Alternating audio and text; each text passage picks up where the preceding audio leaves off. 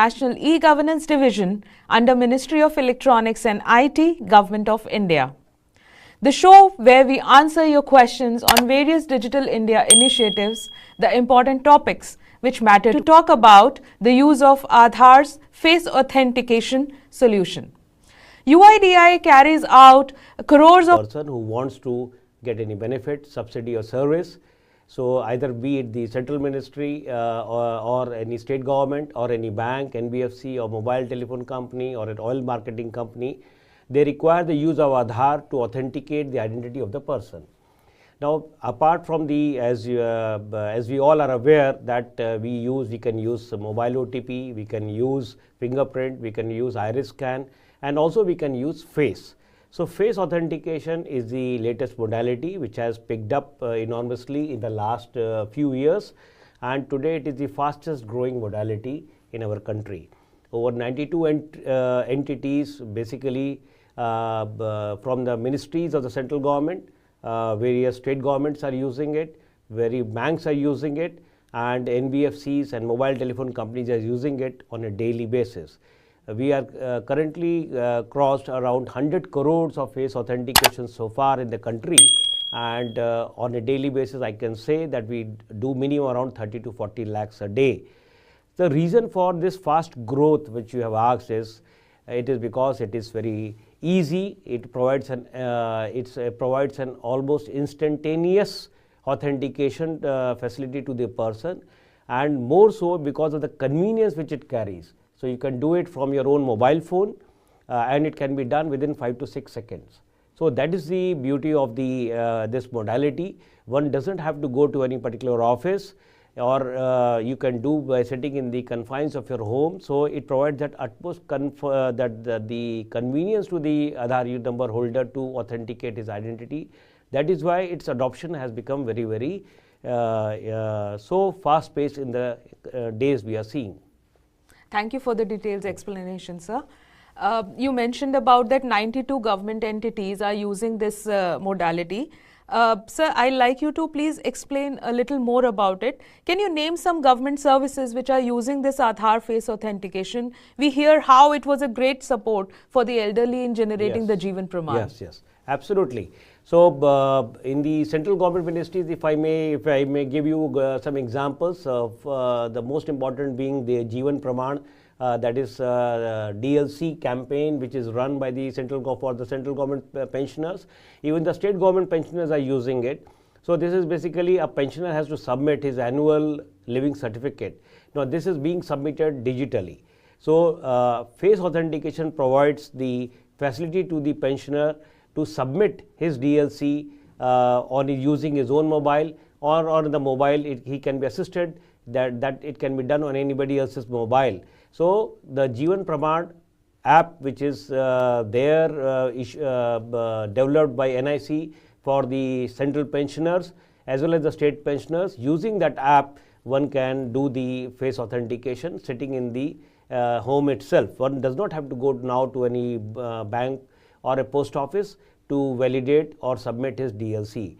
Apart from this, various schemes like the PM Kisan, we can see that we give an annual 6,000 rupees cash benefit to the farmers in the country. So this also is being done through face authentication. A farmer in his own village can submit his, can authenticate his identity and can get the benefit sitting in his village. He does not have to go to a Tehsil office or to a district office for this. Similarly, for the PM Awas Yojana in the urban areas, now one can apply on the portal and can authenticate his identity. So that also is a benefit which has come to them.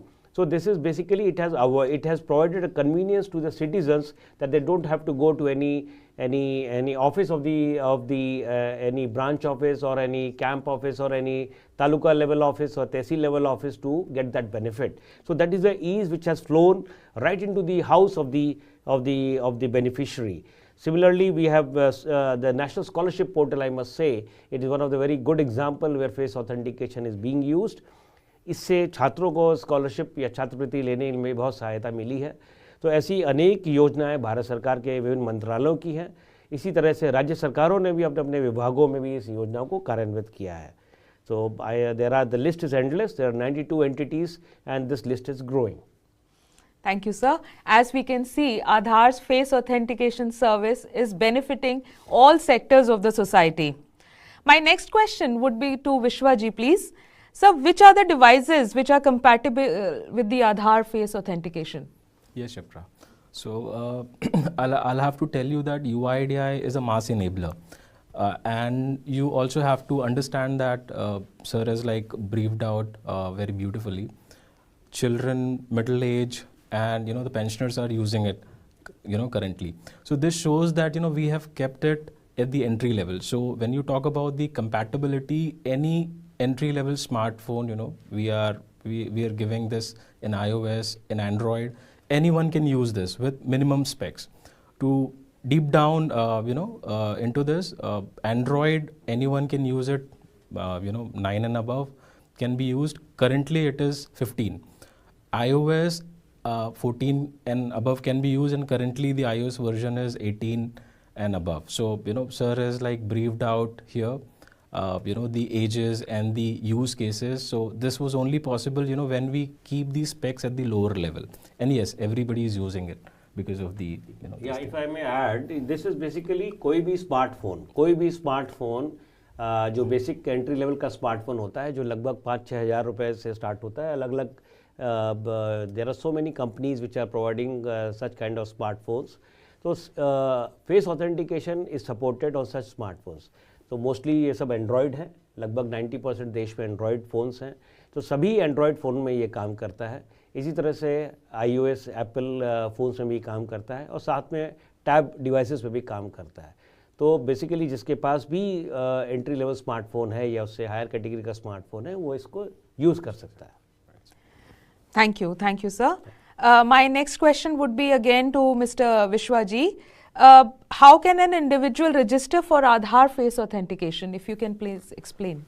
Registering for Aadhaar face authentication, one do not needs to go anywhere. I mean, be rest assured that they while enrollment they have the photo was captured. So that photo comes into the picture. And that photo is used while one is doing an authentication, the face authentication. So it is absolutely hassle-free, inclusive, and anyone can use this, Shipra. Thank you, Vishwaji. Sir, my next question would be to Mr. Bhardwaj. Who all are using the face authentication, and how is this adoption growing so fast? And what are the key differences between the face authentication and other biometric authentications? Yeah. So, as I said that 92 entities currently in India are using it, and this list is growing. We have total 500 entities as on date which use Aadhaar authentication facilities. So, what we believe is that in the coming year or so, more or less all the entities, that is the if I may say it in a simple language, कि जो जितनी भी हमारी सरकारी योजनाएं चलाने वाले विभाग हैं, मंत्रालय हैं, राज्य सरकार के हों या केंद्र सरकार के हों, या कोई भी बैंक, मोबाइल टेलीफोन कंपनीज़ हो, या NBFCs हो, या ऑयल मार्केटिंग कंपनीज़ हो, तो वो सब जो जिसको आधार ऑथेंटिकेशन की सेवा के लिए जो UIDAI से जुड़े हैं, वो सब इसको यूज़ कर सकते हैं. तो ये दिन प्रतिदिन इस लिस्ट में इजाफा हो रहा है. तो अभी हम इस पर आज 92 जैसी एंटिटीज़ हैं, और कल में इसमें बहुत तेज़ी से इसमें सुधार होगा. इसके अलावा इसका रीज़न क्या है कि why it has become so popular and why it is being adopted. The reason is this is truly any time anywhere. ये एक ऐसी सुविधा आपको प्राप्त आधार धारक को भी देती है, और जो कोई सेवा देने वाली संस्था है, सपोज़ कोई बैंक है, तो उसको अपने कस्टमर को ऑनबोर्डिंग करने के लिए भी वो इसका इस्तेमाल करते हैं. या मोबाइल टेलीफोन कंपनी कोई सिम कार्ड देने के लिए इसका इस्तेमाल करती है. अब सिम कार्ड, अगर जियो का सिम कार्ड लेना है, तो उसके लिए अब आप जियो के आपको अधिकृत स्टोर पे जाने की ज़रूरत नहीं है. आप अपने ही घर बैठे बैठे जियो के ऐप के द्वारा एक नया सिम कार्ड आप बुक कर सकते हैं, ई सिम कार्ड को एक्टिवेट कर सकते हैं. ये सुविधा आपको जो है फेस ऑथेंटिकेशन के ज़रिए ही प्राप्त हो रही है. इसी तरह से अनेक जो चाहे वो ई साइन कंपनीज़ हों, चाहे वो NBFC हो, अगर हमें NBFC में भी अकाउंट खोलना हो या किसी बैंक में अकाउंट खोलना हो, तो ये सब अब इस सुविधा का इस्तेमाल कर रहे हैं। तो ट्रूली एनी टाइम एनीवेयर की एक सहूलियत जो कन्वीनियंस जो सिटीज़न को प्राप्त हो रही है, उसके ज़रिए ही इसका अडॉप्शन इतना फास्ट हो रहा है। और दूसरा ये है कि इसके लिए कोई हमें अलग से डिवाइस लगाने की ज़रूरत नहीं होती। अदरवाइज़ अगर हमें अपना ऑथेंटिकेट करवाना है, अगर मुझे इससे पहले अगर मोबाइल सिम कार्ड ख़रीदना होता तो मैं उसके किसी भी मोबाइल विक्रेता के सेंटर पे जाता, वहाँ पर अपनी आइडेंटिटी इस्टेब्लिश करता, उनके फिंगरप्रिंट स्कैनर पे दे देता, या फिर मैं आइरिस स्कैन करके अपनी आइडेंटिटी को प्रूव करता, और जिससे कि वो मुझे फिर वो सिम कार्ड अलॉट कर सकते थे। उसके लिए मुझे उनके उसी के टाइम में जाना पड़ता। तो ये सब कन्वीनियंस से कस्टमर को भी फ़ायदा हुआ है, साथ में ही डिवाइस वगैरह के एक्सपेंडिचर से जो भी एंटिटी है जिसको आइडेंटिटी ऑथेंटिकेट करनी है, उसको भी इसमें से निजात मिली है। तो ये डिवाइसलेस हो गया, आप अपने स्वयं के मोबाइल फ़ोन से या अन्य किसी भी मोबाइल फ़ोन से अपनी आइडेंटिटी किसी भी समय ऑथेंटिकेट कर सकते हैं। तो इससे एक ईज़ मिली है, एक स्पीड मिली है, कन्वीनियंस मिली है। दूसरा, अधिकतर ये भी पाया गया है कि जो एज के साथ साथ जो फिंगरप्रिंट्स होते हैं, एज यू कैन अंडरस्टैंड कि हम इसीलिए ये पेंशनर्स के केस में काफ़ी लाभदायक सिद्ध हुआ कि हमारे जो फिंगरप्रिंट की मिनिशिए हैं वो उम्र के साथ साथ, यूज़ के साथ साथ वो घिस जाते हैं। इससे फिंगरप्रिंट ऑथेंटिकेशन करने में फेलियर आता है, प्रॉब्लम्स आती हैं, या कैटरैक्ट या अन्य कोई इश्यूज़ की वजह से आइरिस स्कैन में दिक्कत आती। बट फेस एक ऐसी मोडालिटी है जो जिसमें हमारी भले ही वो जब एनरोलमेंट के समय की फ़ोटोग्राफ हो उसके साथ वो मैच करता है, इसीलिए इसमें एज रिलेटेड कोई इश्यूज़ नहीं आते हैं और हम इसको इस्तेमाल कर सकते हैं। तो दोनों तरह से ये कन्वीनियंस की वजह से ये मैं कह सकता हूँ, तो accessibility, convenience, and it is very fast. As I said कि 5 to 6 सेकेंड्स में किसी को किसी भी समय कोई भी ऑथेंटिकेशन हो सकता है। तो इसका ये इसीलिए इसका अडॉप्शन ऐसे बढ़ रहा है। सर, चूंकि ये इतना ही बेनिफिशियल सॉल्यूशन है, सिक्योरिटी का एक सवाल इसमें आता है। आप थोड़ा इस पे प्रकाश डालिए कि ये आधार का फेस ऑथेंटिकेशन सॉल्यूशन कितना सिक्योर है हमारे सिटीजन्स के लिए। Very true, that is Shipra, this is very good question. The reason is कि Aadhaar actually UIDAI does the authentication और आइडेंटिटी। इसीलिए हमें किसी की भी आइडेंटिटी के जब हम इसको वेरीफाई करके प्रमाणित करते हैं तो इससे हमें इसमें हम पूरा ये ध्यान रखते हैं कि जो ये प्रमाणित हम कर रहे हैं वो बिल्कुल हमारे रिकॉर्ड के हिसाब से डेटाबेस पे जो इन्फॉर्मेशन है उसी के बेसिस पे हो रहा हो। तो इसमें सब प्रकार की जो हमारे जो सिक्योरिटी कंसर्न्स है उसको हम पूरे ध्यान में रख के हम अपने कोई भी मोडालिटी के ज़रिए हम ऑथेंटिकेशन करते हैं। फेस में भी हमने ये सिक्योरिटी फीचर्स बिल्कुल ऐड किए हैं। जैसे कि हम सब जानते हैं कि आज के ज़माने में AI के एज में डीप फेक या स्पूफिंग के जो हम के बारे में जो जिसके खतरे से हम सब वाकिफ़ हैं, उन सब का भी प्रावधान हमारे फेस ऑथेंटिकेशन के मोडालिटी में रखा गया है। इसके द्वारा हम लाइव फेस, इसमें फेस ऑथेंटिकेशन के समय मुझे प्रत्यक्ष उस ऐप में अपने चेहरे को प्रमाणित करना पड़ता है। मैं अपनी कोई फ़ोटोग्राफ या कोई हाई डेफिनेशन वीडियो के ज़रिए ऐसा मैं ये नहीं कर सकता हूँ। इसका ऐसा ना हो इसके लिए हमने पूरा AI/ML बेस्ड सॉल्यूशन बनाया है। इसमें सभी प्रकार के सुरक्षा के फीचर्स रखे गए हैं, इसीलिए इसके साथ कोई भी धोखाधड़ी वगैरह संभव नहीं है। Thank you sir. क्योंकि हम टेक्निकलिटीज़ की बात करते हैं तो मैं अपना अगला सवाल विश्वा जी से पूछूंगी। आजकल बहुत ही प्रकार के स्मार्टफोन्स मार्केट में आ रहे हैं, सो कृपया हमारे व्यूअर्स को बताइए कि are there any special requirements for using this face authentication solution? Is there any additional software that is required in my phone for using this solution? Right. So picking it up from where sir is, stopped, convenience. So this is absolutely a convenience at your fingertips. When you use this solution, you just have to ensure that you need two applications. One is the UIDAI's Face RD application, which is used for the capture, and the other is the entities application. Face RD application only needs to be downloaded just one time, और same आपकी entity का application है, आप उसको बिल्कुल download करके hassle free any time when you want it to get authenticated you can absolutely use this.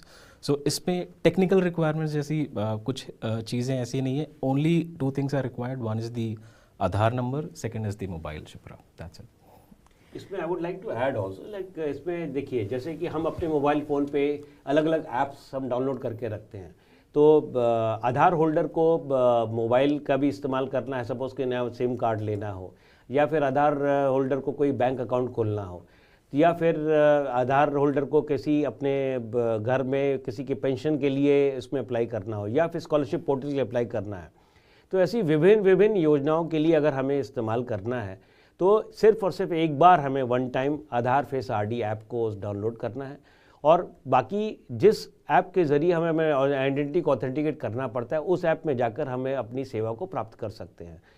इसके लिए समय समय पर हम अपने आरडी ऐप को अपग्रेड भी करते रहते हैं। तो ये एक आप नॉर्मल जैसे कोई भी मोबाइल अपग्रेड आप करते हैं वैसे ये ऐप भी अब अपग्रेड रखें। एक बार ये ऐप डाल लेने के बाद it is very small, what Vishwa just mention is very small app, small sized app. तो 50 MB का ये ऐप की साइज़ है, इसको और यूआईडीआई धीरे धीरे रिड्यूस कर रहा है, तो एक बहुत छोटी सी मेमोरी ये मोबाइल में खाता है। तो इस ऐप को आप एक बार डाउनलोड कर लें और इससे अन्य जिस योजना में फेस ऑथेंटिकेशन यूज़ हो रहा है उसमें आप इसको यूज़ कर सकते हैं। इसके लिए बार बार इसको एवरी ईयर इसको डाउनलोड करने की, हर समय डाउनलोड करने की ज़रूरत नहीं है। यही एक कन्वीनियंस एक मोबाइल धारक को ये प्रोवाइड करता है। Thank you for the clarity sir. Sir मैं बैंकिंग सेक्टर की दोबारा से स्पेसिफिक बात करना चाहूँगी कि हमारा बैंकिंग सेक्टर ये फेस ऑथेंटिकेशन सर्विस को कैसे इस्तेमाल कर सकता है, स्पेशली हमारे रूरल एरियाज़ में ये कैसे मदद कर सकता है? Yes definitely. ये as you are aware Shipra ji, जैसे कि हम अब डायरेक्ट बेनिफिट ट्रांसफ़र के लिए भारत सरकार ने 2014 से DBT स्कीम अमल में लाए थे, जिससे कि सभी मंत्रालयों की और इसी के तहत सभी राज्यों की भी खुद की जो सिटीजन सर्विस कैश सब्सिडी या बेनिफिट स्कीम्स हैं उसको भी DBT से जोड़ा गया। तो लगभग आज देश में हम 42 से 45 बिलियन डॉलर्स की एवरी ईयर हम कैश बेनिफिट स्कीम्स के तहत हम DBT ट्रांसफ़र करते हैं। उस पैसे को विड्रॉ करने के लिए भी अब आधार जो लाभार्थी हैं, जो बेनिफिशियरी हैं, उनको कहीं जाने की ज़रूरत नहीं होती। AEPS के ज़रिए आधार इनेबल्ड पेमेंट सिस्टम जो कहलाता है, वो हमारे बैंक मित्र के पास एक छोटी सी पॉस डिवाइस होती है, वो वहाँ जाके आधार जो होल्डर है, जो बेनिफिशियरी है, वो अपने घर बैठे ही उसमें सिर्फ अपना आधार नंबर और अपनी आइडेंटिटी ऑथेंटिकेट करके उसमें से पैसा विड्रॉ कर सकते हैं। तो ये सुविधा तो हमने इससे पहले दे रखी थी, जिससे कि DBT ट्रांसफ़र जब भी सरकार की तरफ से यहाँ उनके खाते में पैसा डाला जाता है उसी तरह से कन्वीनियंस से वो अपना पैसा निकाल भी सकें। तो इसके तहत एवरी ईयर हमारे स्कीम में हमने देखा है कि बहुत इसको लाभ लोगों को पहुँचा। अब इससे फेस ऑथेंटिकेशन क्या इसमें स्पीड ला सकता है, तो जैसे कि हमने कस्टमर या बेनिफिशियरी की ऑनबोर्डिंग फेस ऑथेंटिकेशन से करी, मतलब योजना में लाभार्थी के चयन में फेस ऑथेंटिकेशन को यूज़ करके लाभार्थी को चयन किया गया। उसी तरह से उसके अकाउंट अगर खोलना हो तो बैंक के द्वारा इसकी फेस ऑथेंटिकेशन से अकाउंट भी खोला जाता है। धीरे धीरे सभी बैंक इसको क्रमशः लागू करने जा रही हैं। भारत सरकार के वित्त मंत्रालय की तरफ से भी सूचनाएं गई हैं, तो सभी बैंक्स इस बारे में दिशा में अपनी अपनी सॉल्यूशंस को रिफाइन कर रहे हैं। तो हम थोड़े ही समय में देखेंगे कि सभी कोई भी बैंक हो, चाहे हमारी राष्ट्रीयकृत बैंक हो या फिर हमारे जितने भी बैंकिंग मित्र जिस बैंक के बैंकिंग मित्र गाँव में अवेलेबल हैं, रूरल एरियाज़ में अवेलेबल हैं, उन सभी बैंकों में ये फैसिलिटी प्रोवाइड होगी। तो इससे एक अकाउंट खोलने में, मेरा री-KYC करने में बहुत सहूलियत प्राप्त होगी। Thank you sir, thank you for the explanation.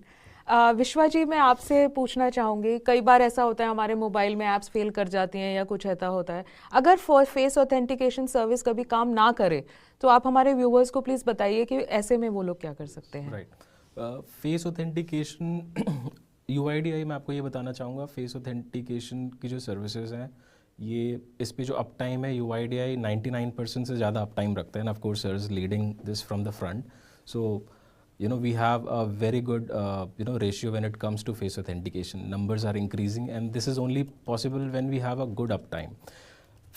Application fails sometimes, that is just because you don't have the internet connectivity. आपके पास internet connectivity अच्छी होनी चाहिए. With the minimal internet you can use this authentication, or face authentication की जो services है which is absolutely dependent on the lease line providers. So उनके end पे भी अगर server down है तो this might get failed.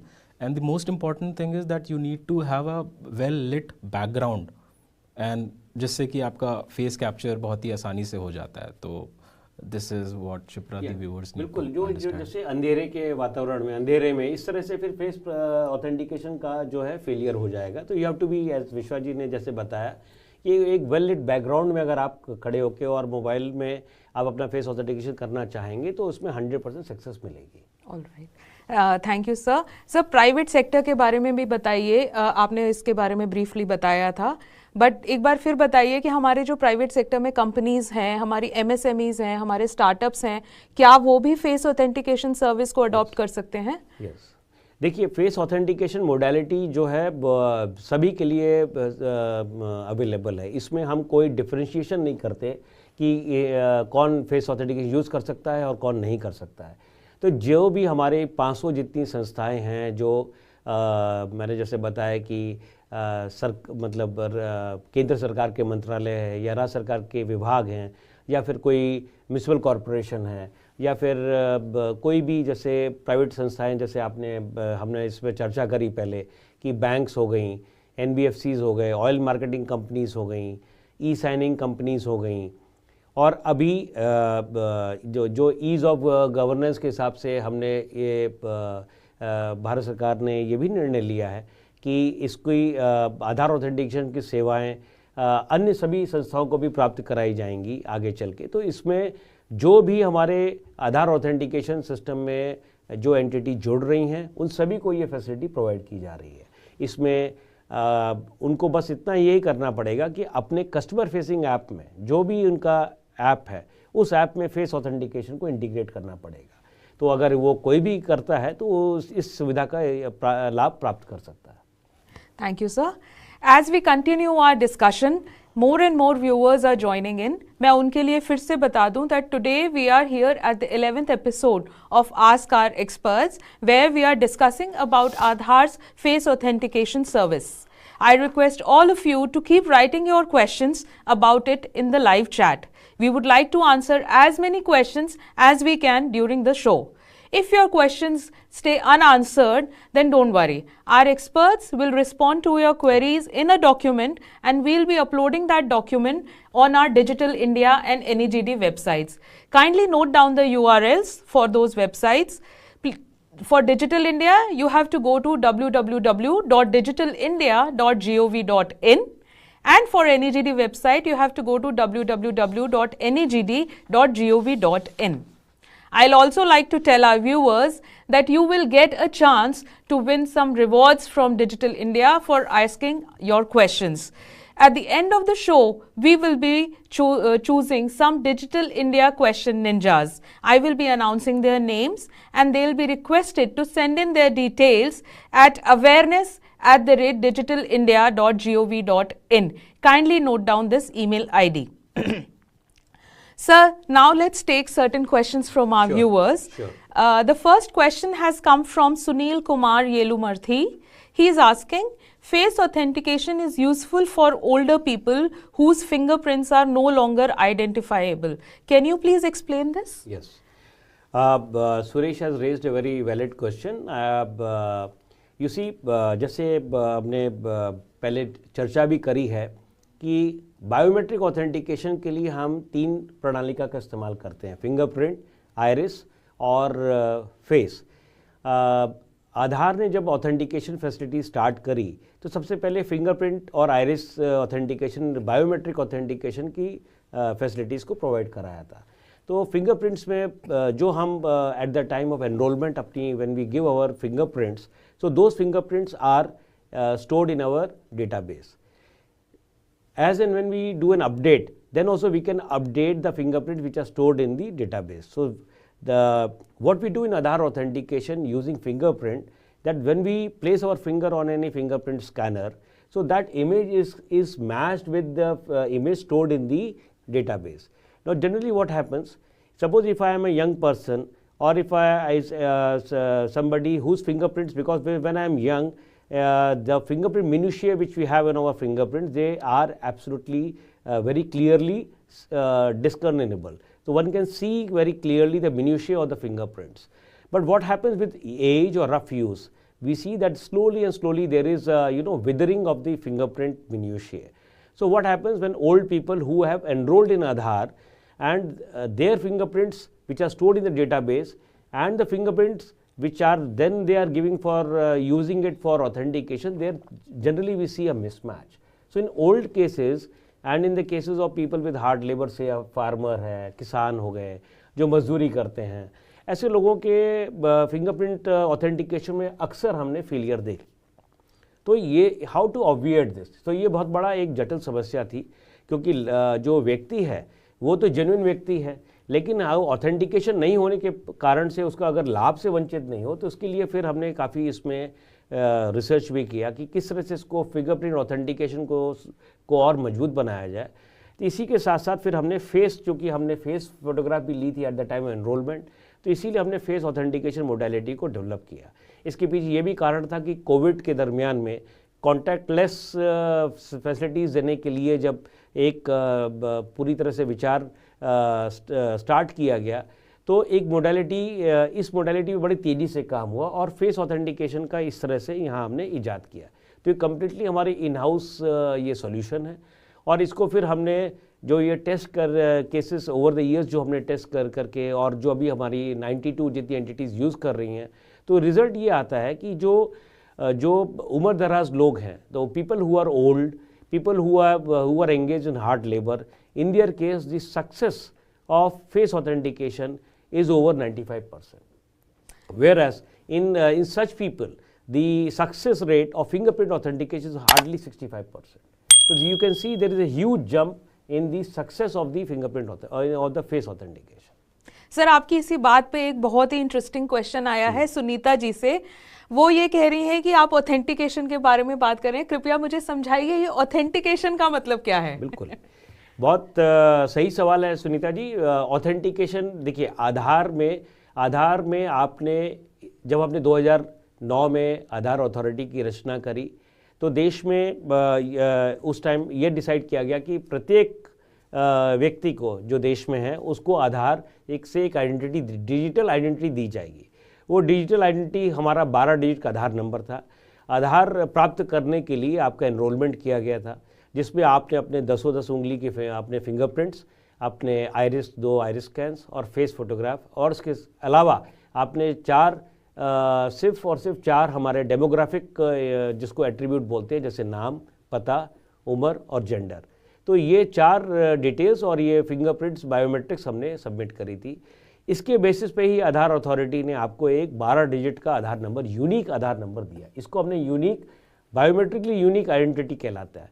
तो ये आइडेंटिटी देने के बाद अब इस आइडेंटिटी से अब आपका कहीं भी किसी भी जगह पहचान करनी हो तो कैसे इसको किया जाए, इसके लिए प्रणालिका है ऑथेंटिकेशन की।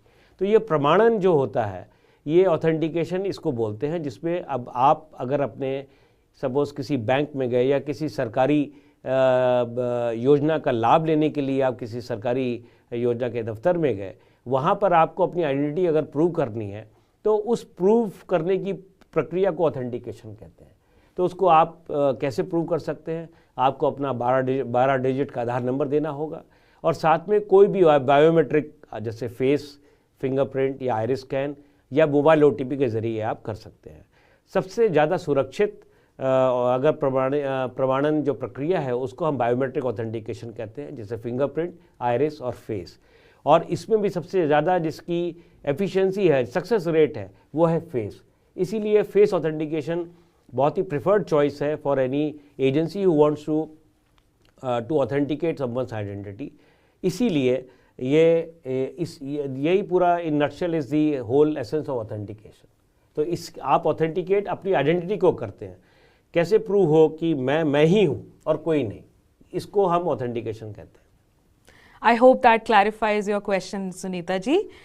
मेरा अगला सवाल विश्वा जी से रहेगा। ये तन्मय निर्मल जी पूछ रहे हैं, क्या मोबाइल से फेस ऑथेंटिकेशन करना और रजिस्टर्ड डिवाइस से बायोमेट्रिक ऑथेंटिकेशन करना एक ही बात है? बिल्कुल, this is a good question. बिल्कुल एक ही बात है। जैसे सर ने कहा, authentication is proving your identity. So fingerprint devices and the mobile devices, these are just 2 modalities. आप फिंगर से करते हैं, दैट इज़ 1 मोडालिटी, फेस से करते हैं, which is the other modality. Authentication will remain the same, exactly, yes. Thank you विश्वा जी। Sir, आप इसमें कुछ ऐड करना चाहेंगे? ऑथेंटिकेशन देखिए, आप किसी भी तरह से अपनी आइडेंटिटी ऑथेंटिकेट कर सकते हैं। UIDAI ने, आधार ने सभी एंटिटीज़ को ये सुविधा दी है कि आप डेमोग्राफिक, या मोबाइल OTP या बायोमेट्रिक OTP से अपनी आइडेंटिटी ऑथेंटिकेट करें। ऑथेंटिकेशन की प्रक्रिया में सामान्यतः ये पाया गया कि सबसे मजबूत प्रक्रिया क्या है। तो मजबूत इन द सेंस कि ये हो सकता है कि मेरा मोबाइल किसी और के पास है, उस OTP से मेरा आधार नंबर भी अगर किसी और के पास है, किसी और के पास, मतलब कि मेरा आधार अगर किसी अन्य व्यक्ति ने इस्तेमाल करके और मेरा मोबाइल OTP इस्तेमाल करके भी वो प्रमाणन अगर कराएंगे तो मेरी आइडेंटिटी का प्रमाणन होगा। तो सेफ हम क्या बोले कि हम खुद ही जो व्यक्ति अपनी ही बायोमेट्रिक के थ्रू करता है तो उसको प्रत्यक्ष वहाँ करना पड़ता है। जैसे कि फिंगरप्रिंट है तो मुझे डिवाइस पर अपनी उंगली लगानी पड़ेगी, आइरिस है तो आइरिस स्कैन में मुझे अपनी आइरिस का स्कैन देना पड़ेगा, या फेस ऑथेंटिकेशन तो मोबाइल में खुद का फेस का स्कैन मुझे देना पड़ेगा।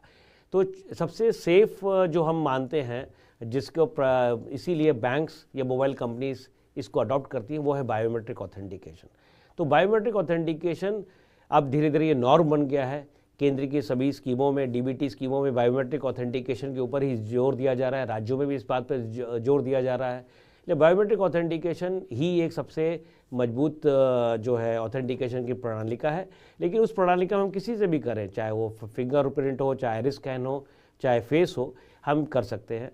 जनरली हमने ये भी एक सहूलियत दे रखी है कि किसी भी सपोज़ कोई बैंक है या फिर कोई भी सरकारी दफ्तर है, वहाँ अगर बायोमेट्रिक ऑथेंटिकेशन कर रहे हैं, सपोज़ कि वहाँ पर फिंगरप्रिंट स्कैनर भी है, वहाँ आइरिस स्कैनर भी रहता है और फेस ऑथेंटिकेशन भी रहता है, तो तीनों मोडेलिटीज़ की चॉइस भी दे रखे हैं। जिससे कि किसी न किसी कारण से अंधेरा है, आप फेस ऑथेंटिकेट नहीं कर पा रहे, तो फिंगरप्रिंट स्कैनर से आपने फिंगरप्रिंट ऑथेंटिकेट कर लिए। तो कन्वीनियंस और ईज़ प्रोवाइडेड रहे, इसीलिए हमने सभी मोडेलिटीज़ का यूज़ सबको अलाउ किया हुआ है। But we prefer, and that is why our requesting entity is also using that they are now more and more going towards biometric authentication only. Thank you sir. Tanmay, I hope आपको आपके answer का question का answer मिल गया होगा। Let's move to our next question. This is again for Vishwa ji. TJ is asking, can we use Aadhaar face authentication in a web based application? Right, so web based application अभी आप use नहीं कर पाएंगे, but yes, I mean we are in a step of like providing this. Having said that, you know, initially I told you that UIDAI is a mass enabler. So for sure this will be there in the future, but as of now you have the option of using it, you know, through mobile and the other modes of authentication. We are actually working on that. So web-based face authentication is being tested at the moment in UIDAI. Once that solution is perfectly developed, then we will also roll it out. So shortly I would say that we will be in a position to see even web-based face authentication. Thank you, sir. Let's move to our next question. आपने private sector की banking की बात करी। हमारी एक viewer हैं Savita Khot ji. She is asking that what are the potential use cases of Aadhaar face authentication in sectors like health care and e governance?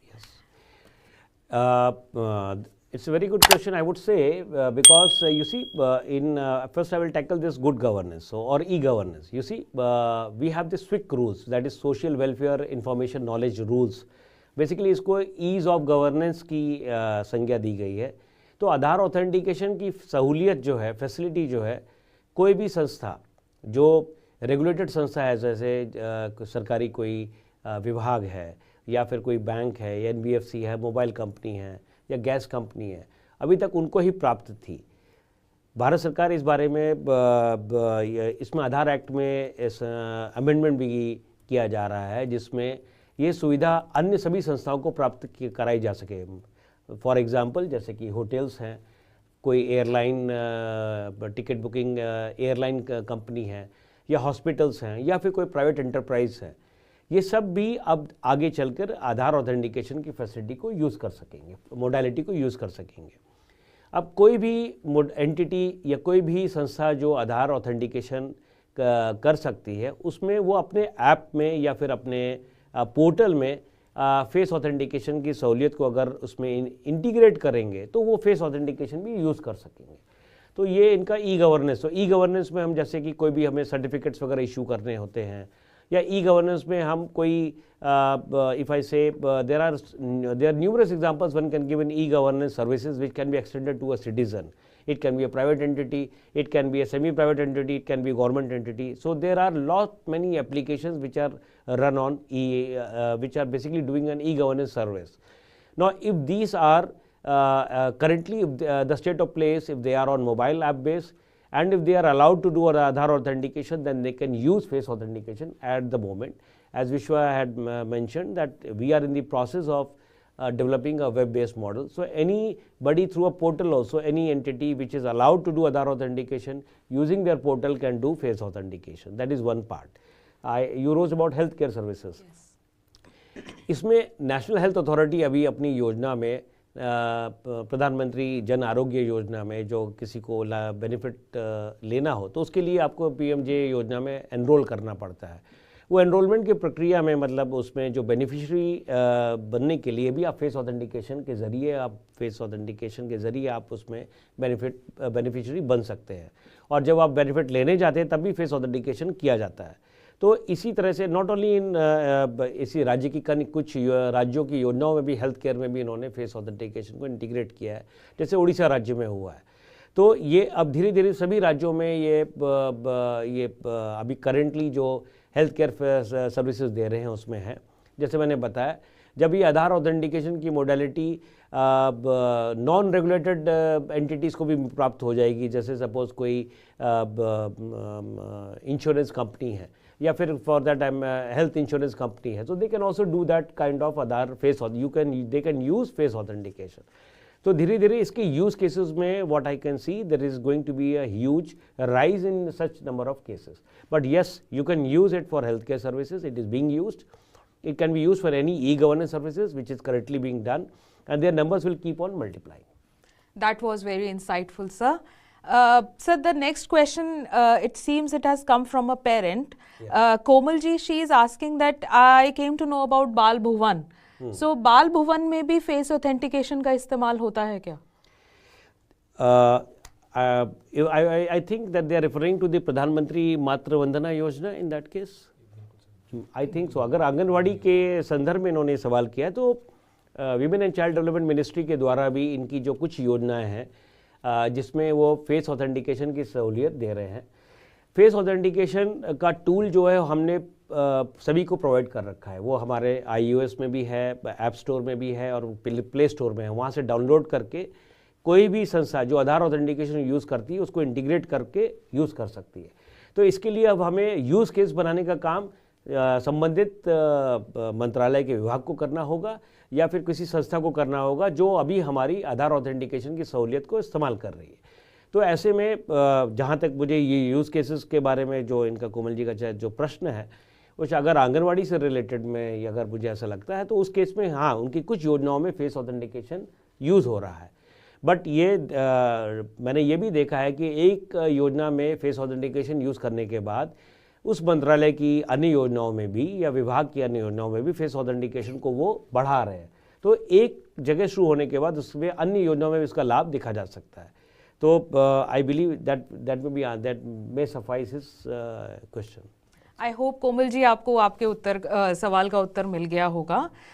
मेरा अगला सवाल विश्वा जी से रहेगा। शुभदीप जी पूछ रहे हैं कि जब भी मैं आरडी ऐप को डाउनलोड करता हूँ तो वो मेरे होम स्क्रीन पे नजर नहीं आती, वो पीछे चली जाती है। सो क्या वो सही डाउनलोड है या इसका कोई और मतलब है? राइट बिल्कुल, आपका जो डाउनलोड है वो हुआ है। एंड्रॉयड में it is a headless application, it is just use for the functionality for capture.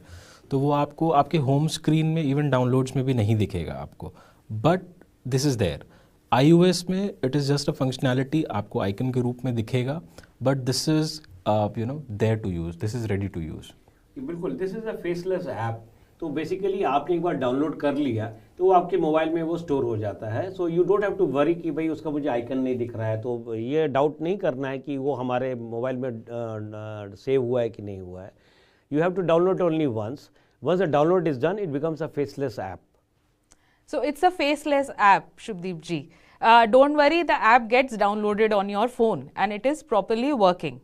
Let's move to our next question. It is from Sushant ji. He is asking, जो लोग स्मार्टफोन का उपयोग नहीं करते उनके लिए आधार फेस ऑथेंटिकेशन कैसे उपलब्ध है? असिस्टेड मोड में ये सुविधा उपलब्ध है क्या? बिल्कुल, बहुत अच्छा ये सवाल है। अगर हमारे पास स्वयं के लिए अगर हमारा खुद का अगर मोबाइल फ़ोन में स्मार्टफोन नहीं है, जैसे फीचर फ़ोन होता है, तो उस केस में हम किसी और के मोबाइल पे भी अपना ये ऑथेंटिकेशन कर सकते हैं। इसको हम असिस्टेड मोड बोलते हैं। आपने ये देखा होगा कि अभी जो पेंशनर्स डिजिटल लाइफ जो जीवन प्रमाण पत्र का जो हमारा कैंपेन नवंबर दिसंबर में केंद्र सरकार के पेंशनर्स के लिए, साथ ही साथ राज्य सरकार के पेंशनर्स के लिए पूरे देश में ये कैंपेन चला था नवंबर दिसंबर में। उस दरमियान में इंडिया पोस्ट पेमेंट बैंक के अधिकारी और या स्टेट जितने भी हमारी बैंक्स हैं उनके अपने अधिकारी ऑफिशियल्स उनके द्वारा घर घर जाकर जीवन प्रमाण पत्र को डीएलसी जनरेट करने की प्रक्रिया को किया गया था, जिसको वो अपने खुद के फ़ोन से पेंशनर्स का वो करवा रहे थे। इसका मतलब ये हुआ, उसको हम असिस्टेड मोड बोलते हैं। अगर हम खुद के उससे करेंगे तो उसको डू इट योरसेल्फ मोड बोलते हैं, और अगर किसी और के फ़ोन पे ये फेस ऑथेंटिकेशन होता है तो इसको असिस्टेड मोड बोलते हैं। तो इसमें असिस्टेड मोड में इसमें ये कोई पाबंदी नहीं है कि मैं स्वयं के मोबाइल पर सिर्फ स्वयं का ही ऑथेंटिकेशन कर सकता हूँ, किसी और का नहीं। इसमें इस पे कोई पाबंदी हमने नहीं रखी है और इससे लोगों को सहूलियत मिली है। पीएम किसान योजना में एक सपोज किसान गांव में जितने भी किसान हैं जो इस योजना में फेस ऑथेंटिकेशन से लाभ लेना चाहते हैं, लेकिन उनके पास स्मार्टफोन नहीं है, तो शिप्रा जी ऐसे केसेस में हमने जो गांव में वो ई सेंटर जो CSC सर्विस सेंटर चलाते हैं व्यक्ति, या फिर कॉमन सिटीजन सर्विस सेंटर चलाया है या ई गवर्नेंस सेंटर चलाया है, उस व्यक्ति के फ़ोन पे भी 100 जितने किसान अपना फेस ऑथ करते हैं। तो कहने के तात्पर्य ये है कि फेस ऑथेंटिकेशन की सुविधा जो है स्वयं के फ़ोन पे ही कर सकते हैं ऐसा नहीं, वो आप अन्य किसी भी मोबाइल फ़ोन पर कर सकते हैं। बस ज़रूरत है कि करेंटली अभी हमारे पास कोई एक स्मार्टफोन होना चाहिए। हमने जैसे पहले भी बात करी कि हम एक वेब बेस्ड मॉडल भी डेवलप कर रहे हैं, तो अगर वेब बेस्ड जब डेवलप हो जाएगा तब तो स्मार्टफोन किसी के पास ना भी हो तो भी फेस ऑथेंटिकेशन उसमें हो सकता है। Thank you sir. Sushant ji, I hope आपका आंसर मिल गया होगा। हमारे व्यूअर्स कृपया नोट करिए कि फ़ोन कोई भी हो, फेस ऑथेंटिकेशन आधार सर्विस आपके लिए ज़रूर चलेगी। आप अपने नज़दीकी CSC केंद्र, जन सेवा केंद्र पे भी जाके इस सर्विस का लाभ उठा सकते हैं। सर, ये अगला क्वेश्चन महेश्वरी जी के द्वारा आया है। वो ये जानना चाहते हैं और कौन कौन से सेक्टर में फेस ऑथेंटिकेशन का इस्तेमाल हो सकता है, जैसे कि एजुकेशन सेक्टर। जी देखिए, एजुकेशन में हमने जैसे मैंने पहले बताया कि नेशनल स्कॉलरशिप पोर्टल जो है, नेशनल स्कॉलरशिप पोर्टल के तहत अभी कॉमन स्कॉलरशिप पोर्टल पूरे कंट्री के लिए बनाया गया है, जिसमें सभी प्रकार की जो अलग अलग मंत्रालयों की स्कॉलरशिप स्कीम्स हैं उसको एक ही जगह से, एक ही पोर्टल के ज़रिए उस स्कीम में किसी को भी कोई स्कॉलरशिप अगर छात्रवृत्ति के लिए स्कॉलरशिप के लिए एलिजिबल बना है तो उस व्यक्ति को वहाँ पर उसी पोर्टल पर जाके अपना रजिस्ट्रेशन कराना होगा और उसी पोर्टल के ज़रिए ही वो बेनिफिट प्राप्त कर सकेगा। तो उस रजिस्ट्रेशन की प्रक्रिया को भी उसमें फेस ऑथेंटिकेशन को जोड़ा गया है। इसी तरह से राज्य सरकार हायर एजुकेशन के इंस्टीट्यूशंस में अटेंडेंस के लिए, एग्जामिनेशन के लिए, रिक्रूटमेंट के लिए वो इसका इस्तेमाल कर सकती हैं। तो इसके यूज़ केसेस तो बहुत सारे हैं। तो हमने ये देखा है कि यूनिवर्सिटीज़ में अभी जैसे हमारा एजुकेशन के जहाँ तक बात है तो इवन NTA के द्वारा JEE जैसे एग्ज़ाम के लिए भी फेस ऑथेंटिकेशन के टूल को इंटीग्रेट करने की प्रक्रिया अभी चल रही है। तो मैं मानता हूं कि इस तरह से हम, चाहे एग्जामिनेशन हो गया, चाहे अटेंडेंस हो गई, या फिर कोई जैसे स्कॉलरशिप स्कीम्स हो गई, तो अलग अलग जो इसके एजुकेशन सेक्टर से जितने भी के जुड़े हुए इश्यूज़ हैं उन सब में फेस ऑथेंटिकेशन को यूज़ किया जा सकता है। सर, एजुकेशन सेक्टर की बात कर रहे हैं, सो ये सवाल आया है अनुज जी से। He says that I am an engineering student, I want you to kindly throw some light on the AI ML technology that you have used behind this Aadhaar's face authentication.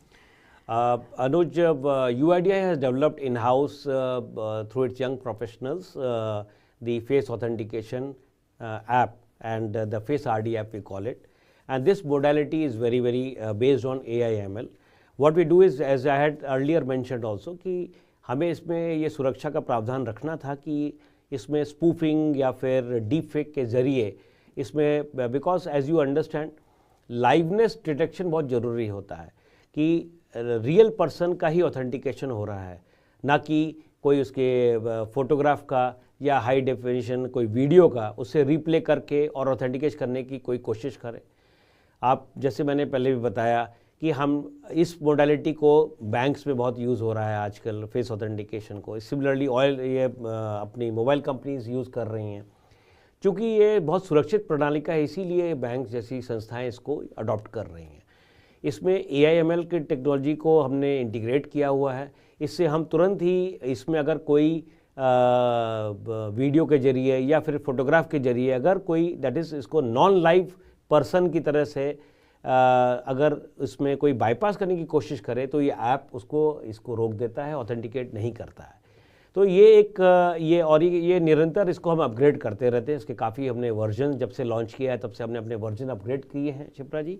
तो एवरी पीरियोडिकली हम इसको upgrade करते जा रहे हैं और इसको पूरा एकदम सुरक्षित एक मोडालिटी के तरह से ही रखना चाहते हैं, जिससे कि कोई इसमें मिसयूज़ ना हो सके। लेकिन इसमें AIML को यूज़ कर खूब अच्छे ढंग से इसमें AIML का टेक्नोलॉजी का इस्तेमाल हुआ है और ये डीप फेक और ये रिप्ले अटैक्स से कम्प्लीटली सुरक्षित है। Thank you, sir. Thank you for the clarity.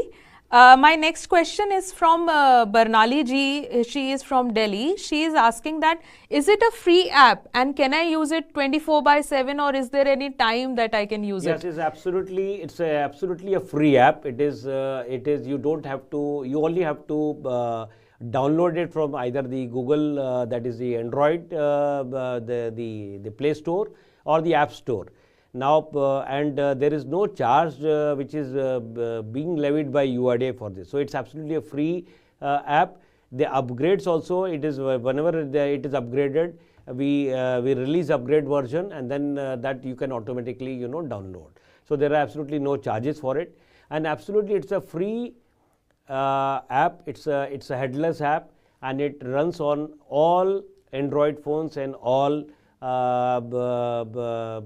the what you call as Apple iPhones, but it has to be a smartphone. It runs on all entry level smartphones and above level smartphones. So that is the aspect of this app, and it is absolutely anytime anywhere app. It means that suppose if I am you don't have, there is no restriction of time, there is no restriction of place within the country.